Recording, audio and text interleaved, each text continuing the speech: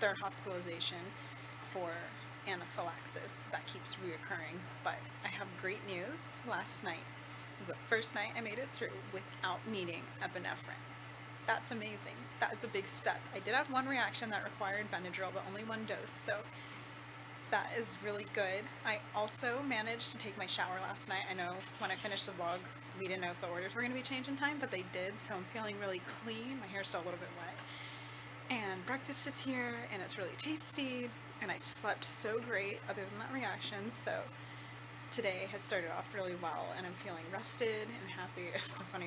They woke me up at 7:30 for my breathing treatment, and they had to really shake me to wake me up. So I even already had my first breathing treatment of the day, and I'm just really pleased and thanking God for carrying me through the night without needing epinephrine. That is a huge deal.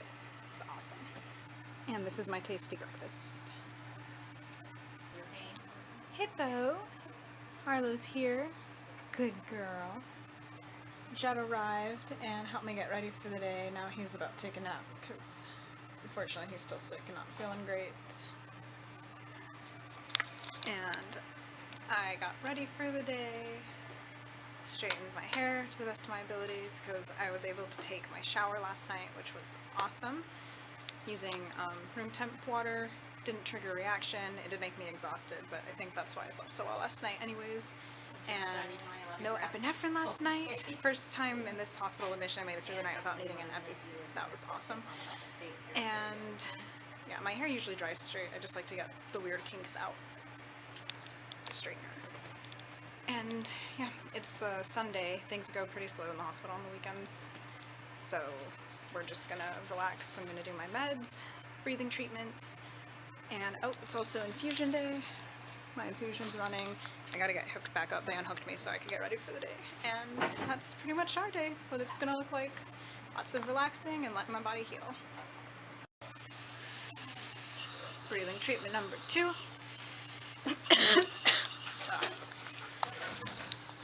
Dog.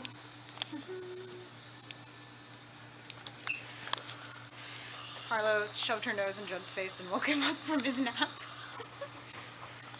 Hippo is gonna stay with me. Judd's gonna go pick us up some lunch. Yeah, from one of our favorite local diners. Good girl. And I just took a long nap, so I'm feeling pretty rested.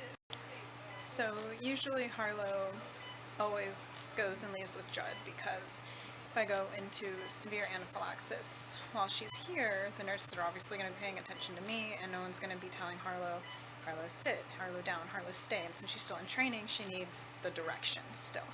Not that she would misbehave, and she does not get protective of me whatsoever in medical crisis. She's very friendly, lets the nurses do what they need to. She just needs some direction still because she's still training. But since the diner is so close and I missed Harlow, I wanted her to stay with me. And my nurse today knows Harlow really well, so if there was an issue, it would be fine.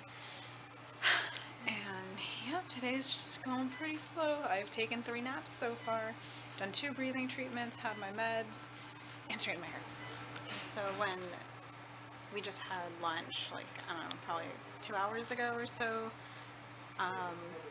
Judd got us some sandwiches from our favorite diner, but I didn't show y'all what we were eating because when he came back in, I was asleep and a reaction was starting. He saw, I guess he saw rashes on my wrist, right? You were scratching in your sleep. Oh, I was scratching in my sleep.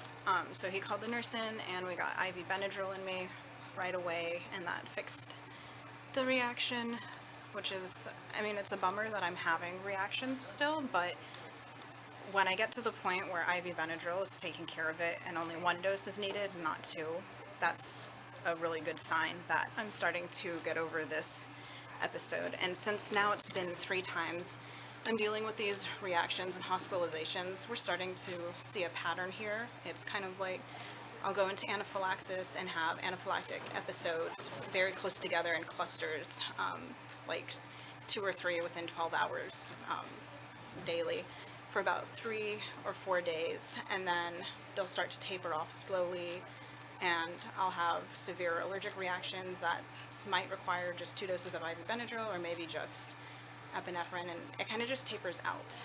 And then I'm solely reliant on my IV Benadryl and then eventually they just stop and I get discharged.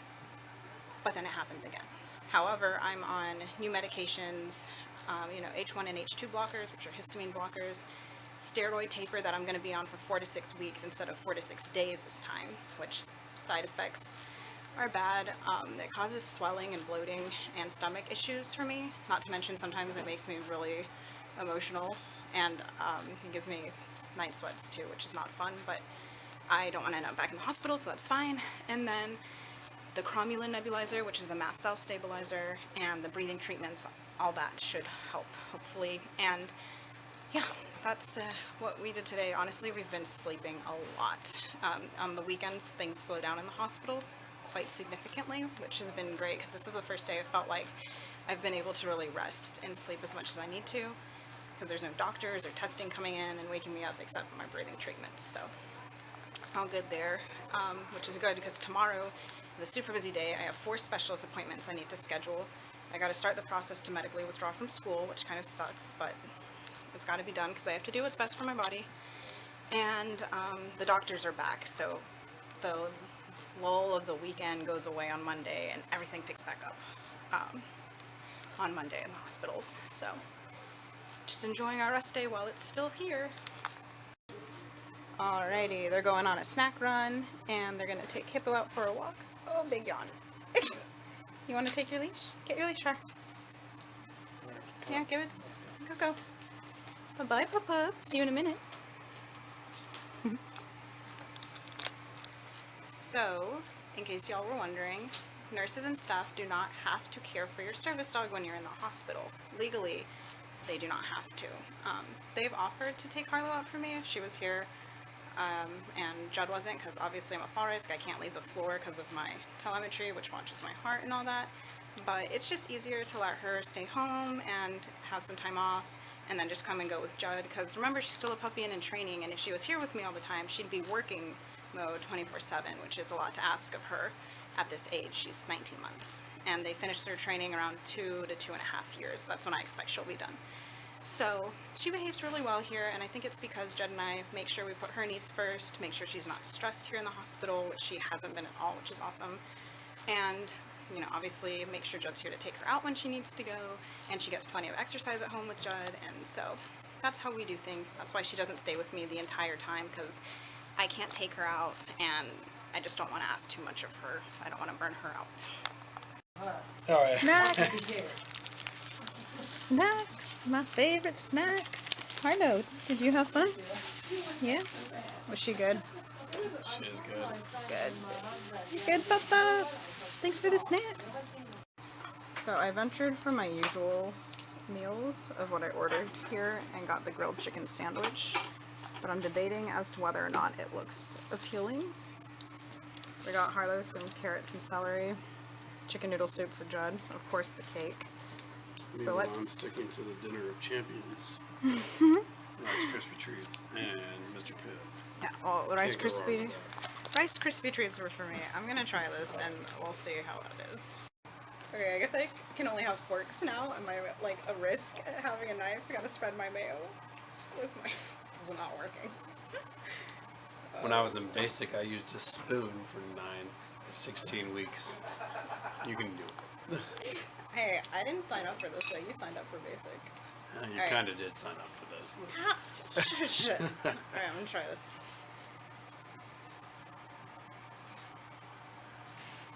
And we're going to Boston Market.